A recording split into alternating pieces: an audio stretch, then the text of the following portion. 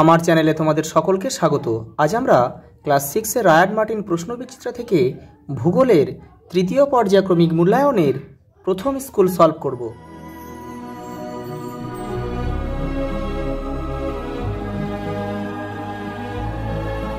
দেখো, প্রথম প্রশ্ন দেখো, ভারতের রেখা মানচিত্রে নিম্নলিখিত বিষয়গুলি উপযুক্ত প্রতীক চিহ্ন সহ বসাও। দেখো, এখানে ম্যাপ পয়েন্টিং দিয়েছে। দেখো কি কি দিয়েছে, দেখো কারাকোরাম পর্বতশ্রেণী দিয়েছে, কৃষ্ণা নদী দিয়েছে, বছরে দুবার বৃষ্টিপাত যুক্ত অঞ্চল দিয়েছে, ল্যাটেরাইট মৃত্তিকা অঞ্চল দিয়েছে, আর গম উৎপাদক অঞ্চল দিয়েছে।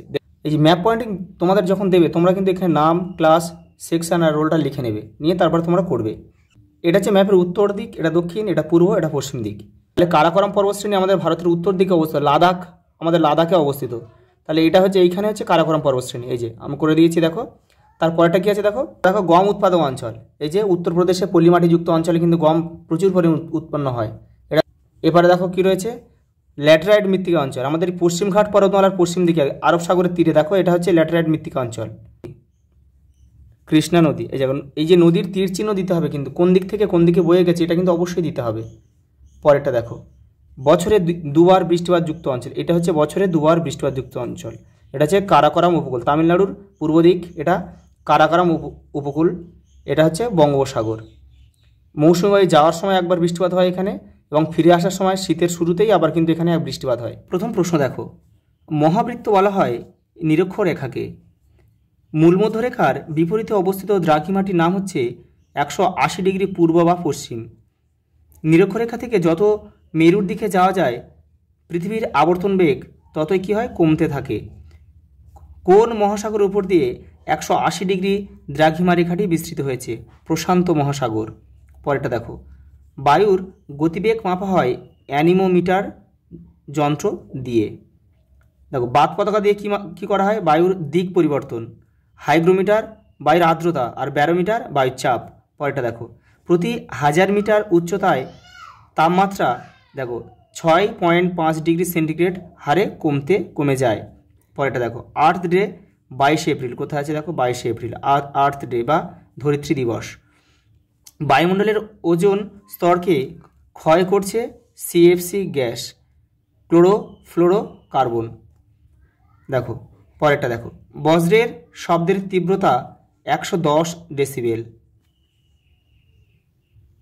পরেরটা দেখো, পৃথিবীর তৃতীয় উচ্চতম পর্বতশৃঙ্গ কাঞ্চনজঙ্ঘা।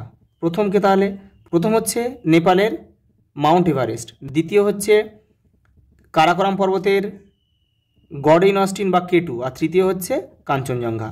পরেরটা দেখো, শিবালিক হিমালয়ের পাদদেশের ঘন অরণ্যাবৃত অঞ্চল তরাই নামে পরিচিত। পরেরটা দেখো, ব্রহ্মপুত্র নদী তিব্বতে সাংপো নামে পরিচিত। পশ্চিমী ঝঞ্ঝা দেখা যায় শীতকালে। পরেরটা দেখো, নীলগিরি পাহাড়ি অঞ্চলে টোডা জনগোষ্ঠী বাস করে। পরেরটা দেখো, গম চাষের জন্য উত্তম জল নিকাশি ব্যবস্থাযুক্ত চুনযুক্ত দোআঁশ মাটি প্রয়োজন। তন্তু জাতীয় ফসলের উদাহরণ হলো তুলো। পরেরটা দেখো, মানচিত্র অঙ্কন বিদ্যাকে বলা হয় কার্টোগ্রাফি। পৃথিবীর মানচিত্র দেখানো হয় ছোট স্কেলের মানচিত্রে। পরেরটা দেখো, শূন্যস্থান পূরণ করো। পৃথিবীর মেরু ব্যাস কত? 12,714 কিমি, আর নিরক্ষীয় ব্যাস 12,756 কিমি। পরেরটা দেখো 82 ডিগ্রি 30 মিনিট পূর্ব দ্রাঘিমা স্থানীয় সময় ভারতের প্রমাণ সময়। পরেরটা দেখো, মালাবার উপকূল হচ্ছে কি দেখা যায়, কয়াল। এখানে আমরা 1 লিখব। কয়াল কি? মালাবার উপকূলের উপহ্রদগুলিকে স্থানীয় ভাষায় কয়াল বলে। ছোট সামুদ্রিক প্রাণী হচ্ছে প্রবাল। এখানে আমরা 2 লিখব, কেউ তীর চিহ্ন দিয়ে মেলাবে না। জাতীয় উদ্যান হচ্ছে কাজিরাঙা একটা জাতীয় উদ্যান, যেটা হচ্ছে আমাদের ভারতের আসাম রাজ্যে অবস্থিত। পরেরটা দেখো,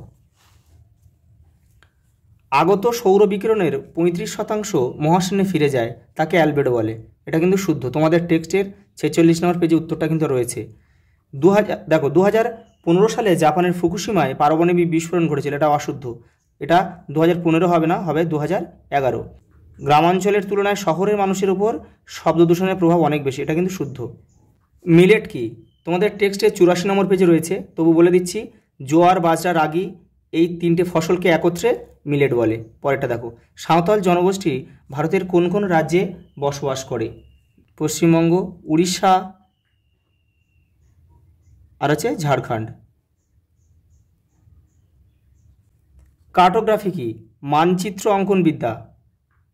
ভারতের জলবায়ু কি প্রকৃতির? ক্রান্তীয় মৌসুমী প্রকৃতির। পরের প্রশ্ন দেখো, কক্ষপথ কি?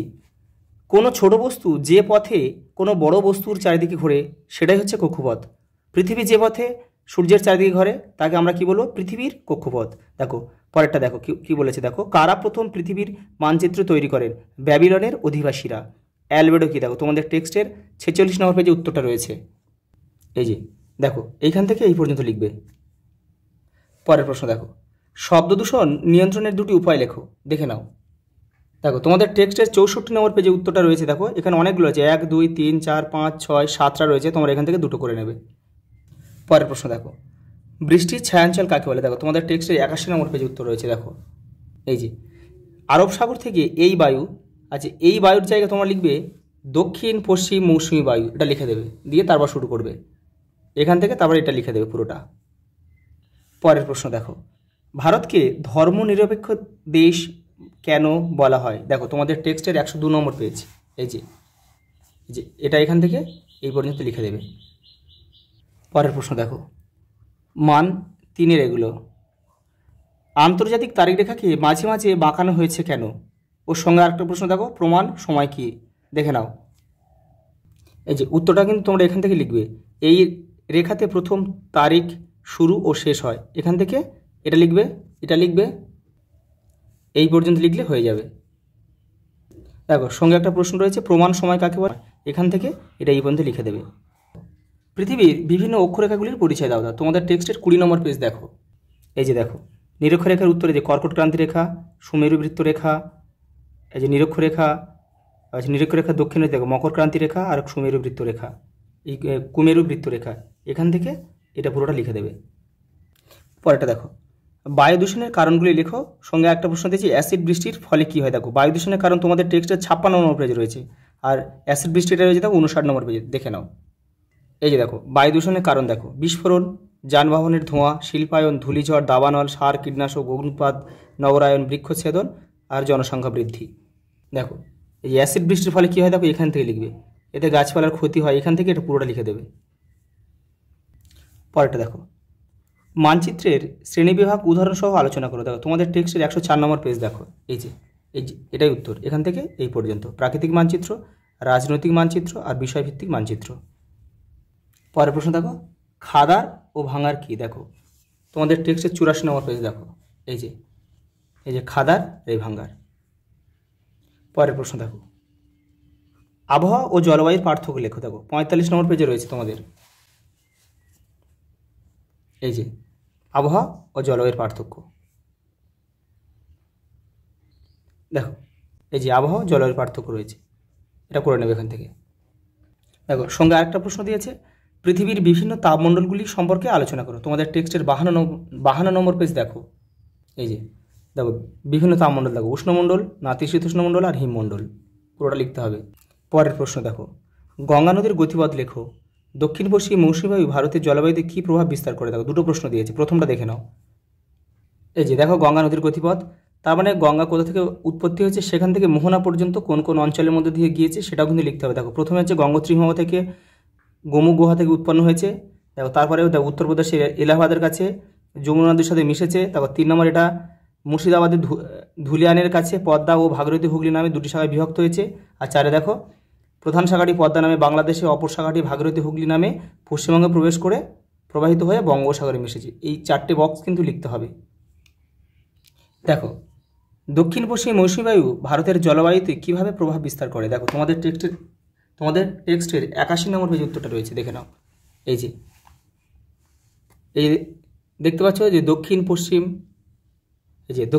মৌসুমী বায়ু, এইখান থেকে কিন্তু লিখতে হবে, এইখান থেকে তোমাদের কিন্তু এই পর্যন্ত পুরোটা লিখতে হবে। পরের প্রশ্ন দেখো, ভারতের যে কোনো 3 প্রকার মাটি সম্পর্কে আলোচনা করো। দেখে নাও তোমাদের টেক্সটের 84 নম্বর পেজে উত্তরটা রয়েছে। দেখো এখানে প্রায় 6 রকমের মাটি রয়েছে, ঠিক আছে, এখান থেকে তোমরা যে কোনো তিন রকমের মাটি সম্বন্ধে আলোচনা করে নেবে বা লিখে নেবে। পরের প্রশ্ন দেখো, অরণ্য সংরক্ষণের উপায়গুলি লেখো। দেখো তোমাদের টেক্সটের 90 নম্বর পেজে উত্তরটা রয়েছে, দেখে নাও। এর মান 2 রয়েছে, মানে এখান থেকে তোমরা 3টে লিখলে হয়ে যাবে, যে কোনো 3টে লিখবে 2 পেয়ে যাবে। এই যে এই 3টে লিখতেই পারো। পরেরটা দেখো, চা চাষের অনুকূল প্রাকৃতিক পরিবেশ নিয়ে আলোচনা করো। দেখো তোমাদের টেক্সটের 96 নম্বর পেজে উত্তরটা রয়েছে। এই যে দেখে নাও, চা চাষের দেখো উষ্ণতা কত লাগে, 20 থেকে 30 ডিগ্রি সেন্টিগ্রেড, বৃষ্টিপাত 150 থেকে 200 সেন্টিমিটার। এটা মাটি দেখো, প্রথম উন্নত জল নিকাশি ব্যবস্থাযুক্ত ঢালু জমি, হিউমাস ও জলযুক্ত দোআঁশ মাটি। কোন কোন দেখো ভারতের কোন কোন রাজ্যে চা পাওয়া যায়, আসাম, পশ্চিমবঙ্গ, কর্ণাটক, কেরল, তামিলনাড়ু। সঙ্গে একটা প্রশ্ন দিয়েছে দেখো, ঝুম চাষ কি? তোমাদের টেক্সটের দেখো 94 নম্বর পেজে উত্তরটা রয়েছে। এই যে ঝুম চাষ দেখো, এখান থেকে এটা পুরোটা লিখতে হবে। আচ্ছা, এই পর্যন্ত, দেখা হবে পরের ভিডিওতে।